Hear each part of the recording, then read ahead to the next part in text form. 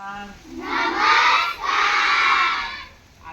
दुपारच्या गोष्टीमध्ये सर्वांचं खूप खूप स्वागत. खूप छान आपला हा उपक्रम चालू आहे. संपूर्ण महाराष्ट्रामध्ये आपल्या शाळेचं नाव होते जिल्हा परिषद प्राथमिक शाळा घारेवाडी नंबर 2, तालुका कराड, जिल्हा सातारा. या ठिकाणी दुपारची गोष्ट हा उपक्रम खूप छान चाललेला आहे. आजच्या दुपारच्या गोष्टीचं नाव आहे प्रामाणिक कुत्रा, इमानदार कुत्रा. एक मालक असतो, एक माणूस असतो, शेतकरी. एका गावामध्ये तो राहत असतो.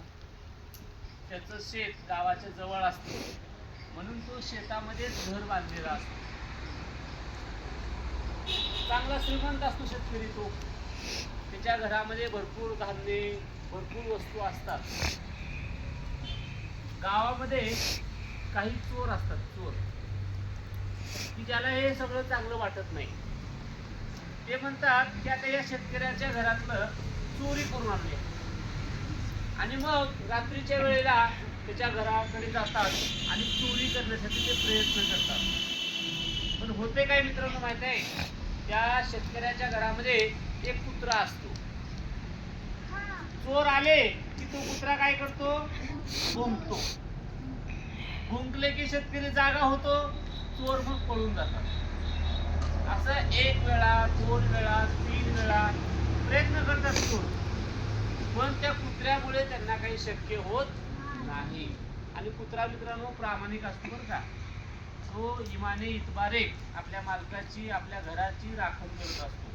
कुत्र्यासारखा प्रामाणिक प्राणी कुठलाच नाही दुसरा. मग त्या कुत्र्यानं प्रामाणिकपणे काम चालू केले बरं का. मग आता ते चोर विचार करतात की जोपर्यंत हा कुत्रा आहे तोपर्यंत आपल्याला चोरी करता येणार नाही. या कुत्र्याला मारलं पाहिजे. कुत्र्याला मारणं एवढं सोपं आहे का? सोपं नाही. मग आता कुत्र्याला मारायचं कसं? मग त्याने एक आयडिया करतात की त्यातला एक चोर आपल्या पायाला अशी पट्टी बांधतो, बँडेज बांधतो, आणि गावात लंगडत लंगडत फिरतो. विचारतात काय झालं तुला? मला त्या शेतकऱ्याचं कुत्र नाही का रानामध्ये घर आहे बघायचे रस्त्यावरचं, त्या कुत्र्याने मला चावलं. कुत्र मला चावले. झालं? कुत्र तर त्याला चावलं नसते, खोटं खोटं. लगेच दुसरा चोर दुसऱ्या दिवशी हाताला एक पट्टी बांधतो, बँडेज. काय झालं? अहो त्या कुत्र्याने चावलं मला, त्या शेतकऱ्याच्या कुत्र्याने मला चावलं. असं परत तिसरा माणूस परत पट्टी बांधते. चौथा, एक 5-6 जण जे खराब लोक असतात गावाचे काय करतात, पायाला पट्टी बांधतात आणि मग त्या कुत्र्याने चावलं असं सगळ्या गावामध्ये जाहीर होतं. आणि सगळ्या गावाला कळतं की त्या शेतकऱ्याच्या घरातलं जे कुत्रा आहे ते कोणाला पण चावायला लागलेलं आहे. लहान मुलाला चावतोय, मोठ्या माणसाला चावतोय. तो पिसाळलेला आहे, तो कुत्रा पिसाळलेला आहे. त्याला रॅबीज नावाचा रोग झालेला आहे. किंवा तो कुत्रा जर आपल्याला चावला तर आपल्याला तो रोग होईल, रॅबीज नावाचा.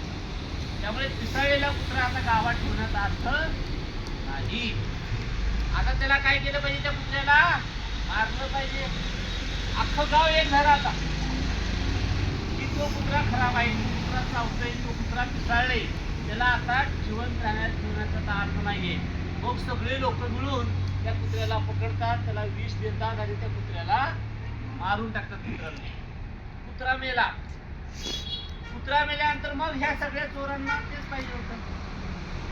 आणि मग हे चोर त्या शेतकऱ्याच्या घरी जातात, त्याच्या घरातले सगळे धान्य वस्तू सगळं चोरी करतात आणि शेतकऱ्याला मारतात आणि मग ती निघून जातात. अशा प्रकारे गोष्ट या ठिकाणी संपली मित्रांनो. या गोष्टीचं तात्पर्य मी तुम्हाला एक आता मी सांगणार आहे व्हिडिओमध्ये, आणि व्हिडिओ बंद केल्यानंतर दुसरं तात्पर्य सांगणार आहे.